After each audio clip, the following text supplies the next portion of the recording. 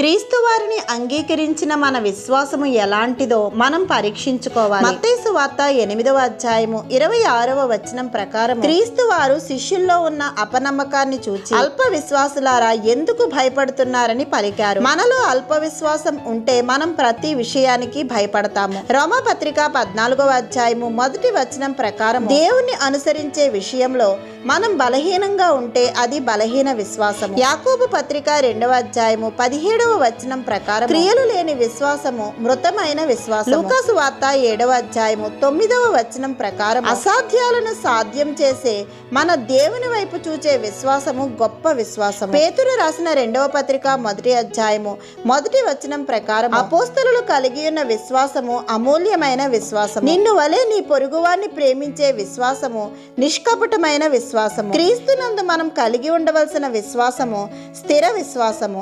ఆమేన్.